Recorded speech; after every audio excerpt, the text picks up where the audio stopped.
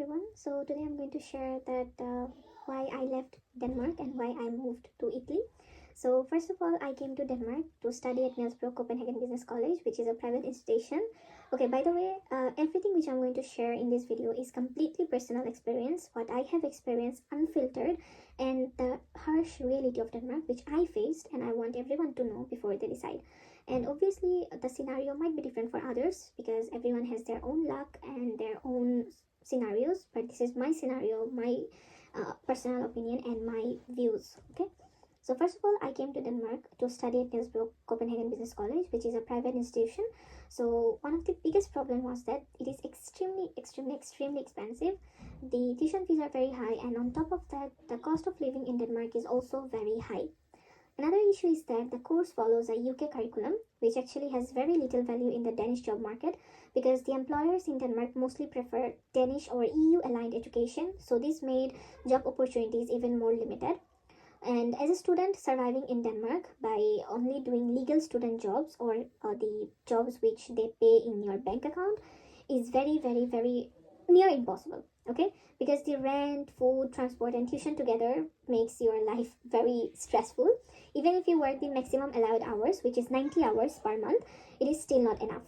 Also, I also want to be very honest about something sensitive, which is that racism does exist in Denmark. Danish people may not say it directly, but you can feel it very strongly. Even if you have good skills and experience, getting a job in Denmark is very difficult, even if you especially if you don't speak Danish. Okay, and people here mostly get jobs through reference. Yes, I'm saying again that yes, some people are getting job by their own, but you cannot take the exceptions or the minority as an example. You have to take the majority situation as an example.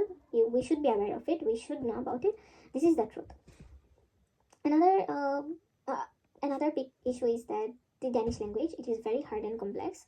Without learning Danish, it is extremely difficult to get a good job or a long-term work permit. Learning the language itself takes a lot of time and effort. And after completing studies at Niels, you only get 6 months of post-study work permit. Honestly, that is not enough time to find a job and convert it into a work permit. And because of this, staying in Denmark becomes almost impossible. But if you study at a public university in Denmark, the situation is different. You can get from 2 to 3 years of post-study work permit, which gives you a safer chance to settle. But for Niels, I would personally say that it is a big no.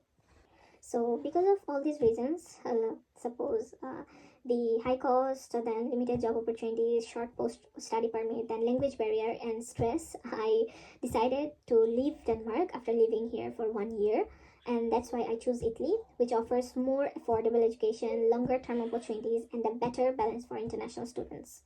So thank you everyone for listening to me. And if you're planning to study abroad, please research carefully and choose wisely. You should always take the worst situation in consideration before making any decision, because the reality of Denmark nowadays is extremely rough and very bad. You cannot, and I'm saying it again, you cannot consider exception as an example.